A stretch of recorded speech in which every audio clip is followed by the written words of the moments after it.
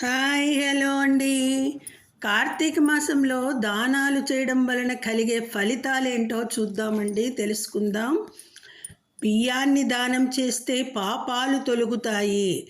వెండిని దానం చేస్తే మనశ్శాంతి కలుగుతుంది. బంగారం దానం చేస్తే దోషాలు తొలగుతాయి. పండ్లను దానం చేస్తే బుద్ధి సిద్ధి కలుగుతాయి. పెరుగు దానం చేస్తే ఇంద్రియ నిగ్రహం కలుగుతుంది.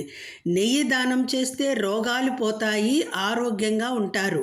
పాలు దానం చేస్తే నిద్రలేమి ఉండదు. నిద్ర పట్టని వాళ్ళు ఉంటారు కదండి, నిద్రలేమి ఉండదు.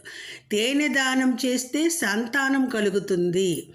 ఉసిరికాయలు దానం చేస్తే మతిమరుపు పోయి జ్ఞాపక శక్తి పెరుగుతుంది.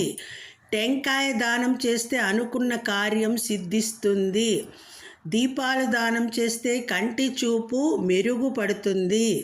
గోదానం చేస్తే రుణ విముక్తులవుతారు. ఋషుల ఆశీస్సులు లభిస్తాయి. గోదానం చేస్తే రుణ విముక్తులవుతారు, ఋషుల ఆశీస్సులు లభిస్తాయి. భూమిని దానం చేస్తే బ్రహ్మలోక దర్శనం లభిస్తుంది. వస్త్రదానం చేస్తే ఆయుష్ పెరుగుతుంది. అన్నదానం చేస్తే పేదరికం పోయి ధనవృద్ధి కలుగుతుంది. పైవన్నీ మన వేదాల్లో చెప్పినవే. వీటిలో మీకు సాధ్యపడేది ఒకటైనా చెయ్యమని అర్థం. చేసే సహాయం చిన్నదైనా సరే మనస్ఫూర్తిగా శ్రద్ధగా చేస్తే ఫలితం అధికంగా కలదు అని చెప్తున్నారండి. ఇదండి వీడియో నచ్చితే లైక్ చేయండి. సర్వం శ్రీకృష్ణార్పణమస్తు.